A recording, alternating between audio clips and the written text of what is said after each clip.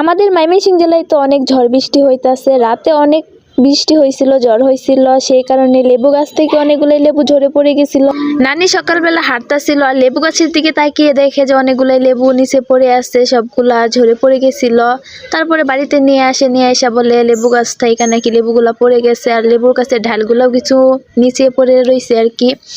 আর যেহেতু আজকে শুক্রবার, জামাই দেবর সবাই বাড়িতে, তাদেরকে নিয়ে চলে আসলাম দুপুরবেলা লেবু গাছটা ঠিক করার জন্য। আমি আর কই ঠিক করলাম, তারাই তো ঠিক করতেছিল, আমি একটু ভিডিও করতেছিলাম। ভিডিও করার একটাই কারণ, গত বছরেও আমাদের এই গাছগুলোতে অনেক লেবু হয়েছিল, আর সেখান থেকে অনেক লেবু চুরি হয়ে গেছিল। গ্রামের মহিলারা বলে আর কি যে একটা লেবু চুরি করলে নাকি 12 বছরের দুঃখ আসে।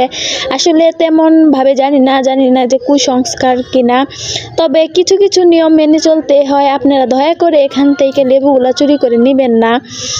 আর শুধু কেন একটা লেবু চুরি করার জন্য 12 বছরের দুঃখ আনার দরকার?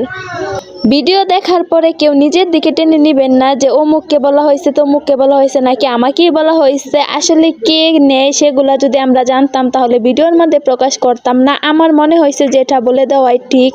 অনেকেই তো জানে না যে লেবু চুরি করলে 12 বছরের দুঃখ আসে, সেই জন্য আমি বলছি। তবে কেউ মাইন্ড করবেন না যে এগুলা কি এখানে বলার দরকার ছিল। আসলে কিছু কিছু লোক আছে অন্যের জিনিস চুরি করতে প্রস্তুত, অন্যের জিনিস ছিনিয়ে নিয়ে খেতে অনেক পছন্দ করে। তাদের উদ্দেশ্যে এগুলা বলা, না বলে কারো জিনিসটা খাওয়া কি চুরি করে নেওয়া একদমই ভালো না। এটা ভালো পরিবারের স্বভাব না, এটা কোনো পারিবারিক শিক্ষা হতে পারে না।